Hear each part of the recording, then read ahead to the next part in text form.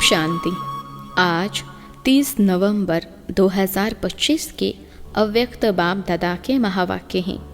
Revise तारीख है 18 जनवरी 2008। मुरली का सार है, सच्चे स्नेही बन, सब बोझ बाप को देकर मोक्ष का अनुभव करो, मेहनत मुक्त बनो। सच्चे स्नेही बन, सब बोझ बाप को देकर मोक्ष का अनुभव करो, मेहनत मुक्त बनो। आज बाप दादा अपने चारों ओर के बेफिक्र बादशाहों के संगठन को देख रहे हैं। इतनी बड़ी बादशाहों की सभा सारे कल्प में इस संगम के समय होती है। स्वर्ग में भी इतनी बड़ी सभा बादशाहों की नहीं होगी, लेकिन अब बाप दादा सर्व बादशाहों की सभा को देख हर्षित हो रहे हैं। दूर वाले भी दिल के नज़दीक दिखाई दे रहे हैं।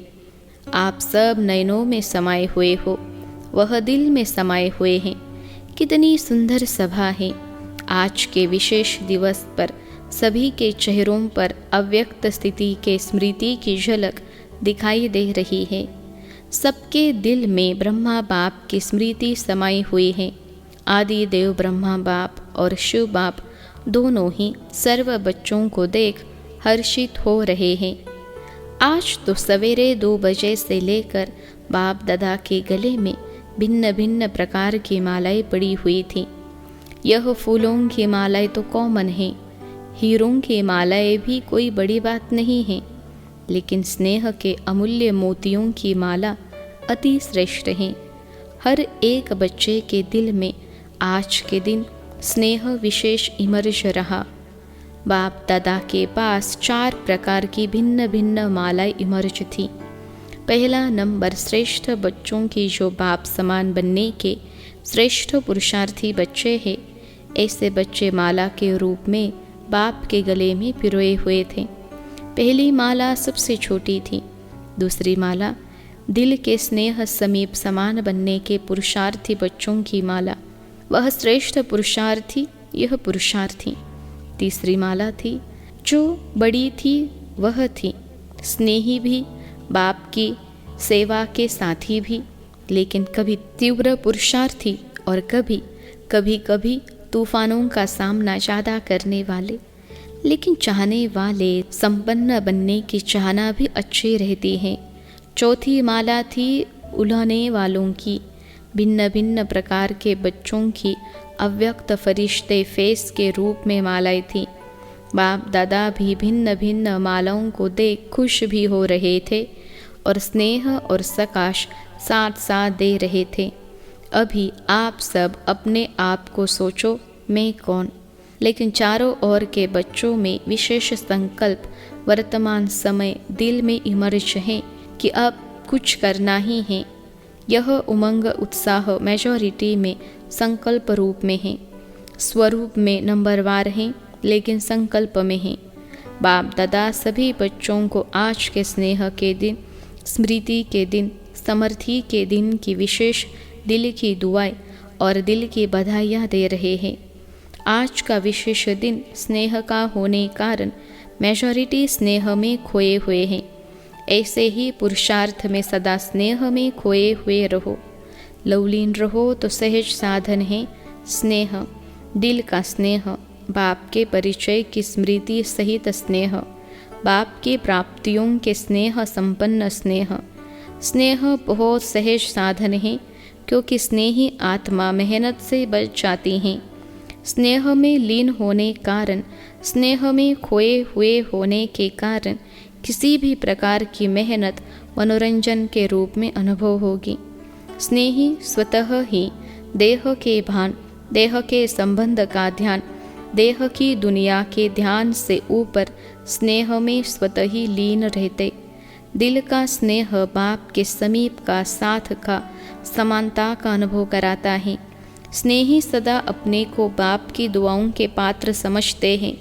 स्नेह असंभव को भी सहज संभव कर देता है। सदा अपने मस्तक पर, माथे पर बाप के सहयोग का, स्नेह का हाथ अनुभव करते हैं। निश्चय बुद्धि निश्चिंत रहते हैं। आप सभी आदि स्थापना के बच्चों को आदि के समय का अनुभव है। अभी भी सेवा के आदि निमित्त बच्चों को अनुभव है कि आदि में सभी बच्चों को बाप मिला। उस स्मृति से स्नेह का नशा कितना था। नॉलेज तो पीछे मिली, लेकिन पहला पहला नशा स्नेह में खोए हुए हैं। बाप स्नेह का सागर है तो मेजॉरिटी बच्चे आदि से स्नेह के सागर में खोए हुए हैं। पुरुषार्थ की रफ्तार में बहुत अच्छे स्पीड से चले हैं, लेकिन कोई बच्चे स्नेह के सागर में खो जाते हैं, कोई सिर्फ डुबकी लगा के बाहर आ जाते हैं। इसलिए जितना खोए हुए बच्चों को मेहनत कम लगती, उतनी उन्हों को नहीं। कभी मेहनत कभी मोहब्बत दोनों में रहते हैं, लेकिन जो स्नेह में लवलीन रहते हैं वह सदा अपने को छत्र छाया के अंदर रहने का अनुभव करते हैं। दिल के स्नेही बच्चे मेहनत को भी मोहब्बत में बदल देते हैं। उन्हों के आगे पहाड़ जैसी समस्या भी पहाड़ नहीं, लेकिन रुई समान अनुभव होती है। पत्थर भी पानी समान अनुभव होता है। तो जैसे आज विशेष स्नेह के वायुमंडल में रहे तो अनुभव किया मेहनत है या मनोरंजन हुआ। आज तो स्नेह का सबको अनुभव हुआ ना। स्नेह में खोए हुए थे सभी। आज मेहनत का अनुभव हुआ।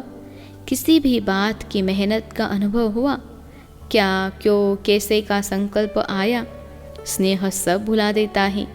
तो बाप दादा कहते हैं कि बाप के इस स्नेह को भूलो नहीं। स्नेह का सागर मिला है, खूब लहराओ। जब भी कोई मेहनत का अनुभव होना, क्योंकि माया बीच बीच में पेपर तो लेती हैं, लेकिन उस समय स्नेह के अनुभव को याद करो तो मेहनत मोहब्बत में बदल जाएगी। अनुभव करके देखो क्या है, गलती क्या हो जाती है। उस समय क्या क्यों इसमें बहुत चले जाते हो। जो आया है वह जाता भी है, लेकिन जाएगा कैसे। स्नेह को याद करने से मेहनत चली जाएगी, क्योंकि सभी को भिन्न भिन्न समय पर बाप दादा दोनों के स्नेह का अनुभव तो है ना। अनुभव कभी तो किया है ना। चलो सदा नहीं है, कभी तो है। उस समय को याद करो। बाप का स्नेह क्या है, बाप के स्नेह से क्या क्या अनुभव किया। तो स्नेह की स्मृति से मेहनत बदल जाएगी, क्योंकि बाप दादा को किसी भी बच्चे की मेहनत की स्थिति अच्छी नहीं लगती। मेरे बच्चे और मेहनत, तो मेहनत मुक्त कब बनेंगे। यह संगम युग है ही जिसमें मेहनत मुक्त मौज ही मौज में रह सकते हैं। मौज नहीं है तो कोई न कोई बोझ बुद्धि में है।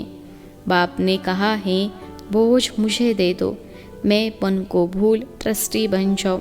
जिम्मेवारी बाप को दे दो और स्वयं दिल के सच्चे बच्चे बन खाओ, खेलो और मौज करो, क्योंकि यह संगम युग सभी युग में से मौजों का युग है। इस मौजों के युग में भी मौज नहीं मनाएंगे तो कब मनाएंगे। बाप दादा जब देखते हैं ना कि बच्चे बोझ उठा के बहुत मेहनत कर रहे हैं, दे नहीं देते खुद ही उठा लेते, तो बाप को तो तरस पड़ेगा ना, रहम आएगा ना। मौजों के समय मेहनत, स्नेह में खो जाओ। स्नेह के समय को याद करो। हर एक को कोई न कोई समय विशेष स्नेह की अनुभूति होती ही है, हुई है। बाप जानता है हुई है, लेकिन याद नहीं करते हो। मेहनत को ही देखते रहते, उलझते रहते। अगर आज भी अमृत वेले से अब तक बाप दादा दोनों अथॉरिटी के स्नेह का दिल से अनुभव किया होगा, तो आज के दिन को भी याद करने से स्नेह के आगे मेहनत समाप्त हो जाएगी। अभी बाप दादा इस वर्ष में हर बच्चे को स्नेह युक्त मेहनत मुक्त देखने चाहते हैं। मेहनत का नाम निशान दिल में नहीं रहे, जीवन में नहीं रहे। हो सकता है जो समझते हैं करके ही छोड़ना है, हिम्मत वाले हैं वो हाथ उठाओ। आज विशेष ऐसे हर बच्चे को बाप का विशेष वरदान है, मेहनत मुक्त होने का। स्वीकार है। फिर कुछ हो जाए तो क्या करेंगे, क्या क्यों नहीं करेंगे ना। मोहब्बत के समय को याद करना, अनुभव को याद करना और अनुभव में खो जाना आपका वायदा है। बाप भी बच्चों से प्रश्न पूछते हैं कि आप सबका वायदा है कि हम बाप द्वारा 21 जन्मों के लिए जीवन मुक्त अवस्था का पद प्राप्त कर रहे हैं, करेंगे ही। तो जीवन मुक्त में मेहनत होती है क्या? 21 जन्म में एक जन्म संगम का है। आपका वायदा 21 जन्मों का है, 20 जन्मों का नहीं है। तो अभी से मेहनत मुक्त अर्थात जीवन मुक्त बेफिक्र बादशाह, अभी के संस्कार आत्मा में 21 जन्म इमर्ज रहेंगे। तो 21 जन्म का वर्षा लिया है ना, या लेना है अभी? तो अटेंशन प्लीज़। मेहनत मुक्त संतुष्ट रहना और संतुष्ट करना, सिर्फ रहना नहीं करना भी है, तभी मेहनत मुक्त रहेंगे। नहीं तो रोज़ कोई न कोई बोझ की बातें, मेहनत की बातें क्या क्यों की भाषा में आएंगी। अभी समय की समीपता को देख रहे हो। जैसे समय की समीपता हो रही है, ऐसे आप सबका भी बाप के साथ समीपता का अनुभव बढ़ना चाहिए ना। बाप से आपकी समीपता समय की समीपता को समाप्त करेगी। क्या आप सभी बच्चों को आत्माओं के दुख अशांति का आवाज़ कानों में नहीं सुनाई देता? आप ही पूर्वज भी हो, पूज्य भी हो। तो हे पूर्वज आत्माएं, हे पूज्य आत्माएं, कब विश्व कल्याण का कार्य संपन्न करेंगे? बाप दादा ने समाचारों में देखा है, हर वर्ग वाले अपनी अपनी मीटिंग करते हैं, प्लान बनाते हैं कि विश्व कल्याण की गति को तीव्र कैसे करें। प्लान तो बहुत अच्छे बनाते हैं, लेकिन बाप दादा पूछते हैं आखिर भी कब तक? इसका उत्तर दादियाँ देंगी। आखिर कब तक? पांडव देंगे। आखिर कब तक? बाप की प्रत्यक्षता हो, यही सभी हर वर्ग के प्लान बनाने में लक्ष्य रखते हैं। लेकिन प्रत्यक्षता होगी दृढ़ प्रतिज्ञा से। प्रतिज्ञा में दृढ़ता। कभी किसी कारण से व बातों से दृढ़ता कम हो जाती है। प्रतिज्ञा बहुत अच्छी करते हैं। अमृत वेले अगर आप सुन सको ना, बाप तो सुनते हैं। आपके पास ऐसा अभी साइंस ने साधन नहीं दिया है जो सभी के दिल का आवाज़ सुन सको। बाप दादा सुनते हैं वायदों की मालाएं, संकल्प करने की बातें इतनी अच्छी अच्छी दिल खुश करने वाली होती है, जो बाप दादा कहते वाह बच्चे वाह, सुनाए क्या क्या करते हो। जब कर्म में आते हो ना, मुरली तक भी 75% ठीक होते हैं, लेकिन जब कर्म योग में आते हो तो उसमें फर्क आ जाता है। कुछ संस्कार, कुछ स्वभाव और संस्कार समान करते हैं। उसमें प्रतिज्ञा दृढ़ के बजाय साधारण हो जाती है, दृढ़ता की परसेंटेज कम हो जाती है। बाप दादा एक खेल बच्चों का देख मुस्कुराते हैं।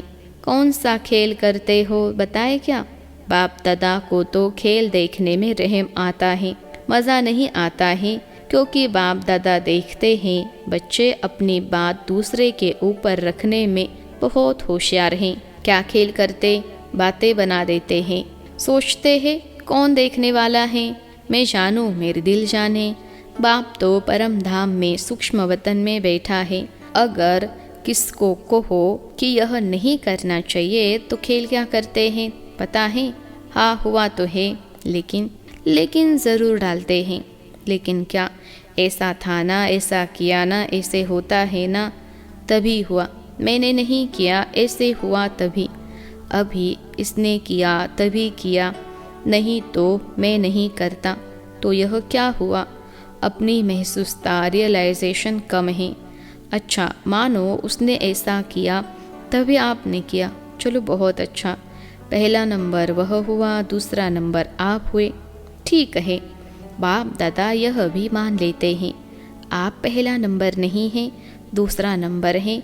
लेकिन अगर आप सोचते हो कि पहला नंबर परिवर्तन करे तो मैं ठीक हूँगा, ठीक है, यही समझते हो ना उस समय। मानो पहला नंबर परिवर्तन करता है।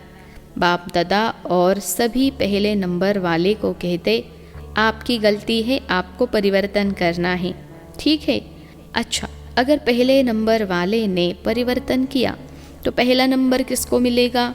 आपका तो पहला नंबर नहीं होगा। परिवर्तन शक्ति में आपका पहला नंबर नहीं होगा। पहला नंबर आपने उसको दिया तो आपका कौन सा नंबर हुआ? दूसरा नंबर हुआ ना। अगर आपको कहे दूसरा नंबर है तो मंजूर करेंगे? करेंगे? कहेंगे नहीं। ऐसे था, वैसे था, कैसे था। यह भाषा बहुत खेल में आती है। ऐसे वैसे कैसे, यह खेल बंद करके मुझे परिवर्तन होना है। मैं परिवर्तन हो के दूसरे को परिवर्तन करूं। लेकिन अगर दूसरे को परिवर्तन नहीं कर सकते हो तो शुभ भावना, शुभ कामना तो रख सकते हो। वह तो आपकी अपनी चीज़ है ना। तो हे अर्जुन, मुझे बनना है। पहला, विश्व के राज्यधारी लक्ष्मी नारायण के समीप आपको आना है या दूसरे नंबर वाले को? बाप दादा की इस वर्ष की यही आश है कि सभी ब्राह्मण आत्माएं, ब्रह्मा कुमार कुमारी, जैसे यहाँ यह बैज लगाते हो ना, सभी लगाते हैं ना, यहाँ भी आते हो तो आपको बैज मिलता है ना, चाहे कागज़ का, चाहे सोने का, चाहे चांदी का।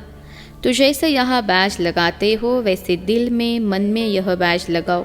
मुझे परिवर्तन होना है, मुझे निमित्त बनना है। यह बदले, यह बात बदले, यह व्यक्ति बदले, यह सरकमस्टांस बदले, नहीं, मुझे बदलना है। बातें तो आएंगी। आप ऊंचे जा रहे हो, ऊंचे स्थान पर समस्याएं भी ऊंची आती है ना। लेकिन जैसे आज नंबरवार यथाशक्ति स्नेह के स्मृति का वायुमंडल था, ऐसे अपने मन में सदा स्नेह में लवलीन रहने का वायुमंडल सदा इमर्ज रखो। बाप दादा के पास समाचार बहुत अच्छे अच्छे आते हैं, संकल्प तक बहुत अच्छे हैं, स्वरूप में आने में यथाशक्ति हो जाते हैं। अभी 2 मिनट के लिए सभी परमात्मा स्नेह संगम युग के आत्मिक मोक्ष की स्थिति में स्थित हो जाओ। ड्रिल बाबा ने ड्रिल कराई। अच्छा, यही अनुभव हर दिन बार बार समय प्रति समय अनुभव करते रहना। स्नेह को नहीं छोड़ना, स्नेह में खो जाना सीखो। अच्छा, चारों ओर के योग युक्त, युक्ति युक्त, राजयुक्त, खुद भी राज को जान सदा राजी करने वाले और राजी रहने वाले। सिर्फ स्वयं राजी नहीं रहना है, राजी करना भी है। ऐसे सदा स्नेह के सागर में लवलीन बच्चों को, सदा बाप समान बनने के तीव्र गति के पुरुषार्थी बच्चों को, सदा असंभव को भी सहज संभव करने वाली श्रेष्ठ आत्माओं को, सदा बाप के साथ रहने वाले और बाप की सेवा में साथी रहने वाले ऐसे बहुत बहुत लकी और लवली बच्चों को आज के अव्यक्त दिवस की अव्यक्त फरिश्ते स्वरूप की याद, प्यार और दिल की दुआएं। अच्छा, हम रूहानी बच्चों की सिखिलते रूहानी माता पिता बाप दादा को याद, प्यार, गुड मॉर्निंग और नमस्ते आज का वरदान है। याद के जादू मंत्र द्वारा सर्व सिद्धियाँ प्राप्त करने वाले सिद्धि स्वरूप भव। याद के जादू मंत्र द्वारा सर्व सिद्धियाँ प्राप्त करने वाले सिद्धि स्वरूप भव। बाप की याद ही जादू का मंत्र है। इस जादू के मंत्र द्वारा जो सिद्धि चाहो वह प्राप्त कर सकते हो। जैसे स्थूल में भी किसी कार्य की सिद्धि के लिए मंत्र जपते हैं, ऐसे यहाँ भी अगर किसी कार्य में सिद्धि चाहिए तो यह याद का महामंत्र ही विधि स्वरूप है। यह जादू मंत्र सेकंड में परिवर्तन कर देता है। इसे सदा स्मृति में रखो तो सदा सिद्धि स्वरूप बन जाएंगे। क्योंकि याद में रहना बड़ी बात नहीं है, सदा याद में रहना यही बड़ी बात है। इसी से सर्व सिद्धियाँ प्राप्त होती हैं। आज का स्लोगन है, सेकंड में विस्तार को सार में समा लेना, अर्थात अंतिम सर्टिफिकेट लेना। सेकंड में विस्तार को सार में समा लेना अर्थात अंतिम सर्टिफिकेट लेना। अव्यक्त इशारे, अशरीरी व विदेही स्थिति का अभ्यास बढ़ाओ। जैसे कोई शरीर के वस्त्र सहज उतार सकते हो, ऐसे यह शरीर रूपी वस्त्र भी सहज उतार सको और सहज ही समय पर धारण कर सको, इसका अभ्यास चाहिए। अगर वस्त्र तंग व टाइट है तो सहज उतार नहीं सकते, ऐसे यह देह रूपी वस्त्र भी किसी संस्कार में चिपका हुआ तंग व टाइट न हो, इसके लिए सभी बातों में इजी रहो। यदि इजी रहेंगे तो सभी कार्य इजी होंगे। जितना पुराने संस्कारों से न्यारा रहेंगे उतना अवस्था भी न्यारी अर्थात विदेही सहज बन जाएगी। अच्छा, ओम शांति।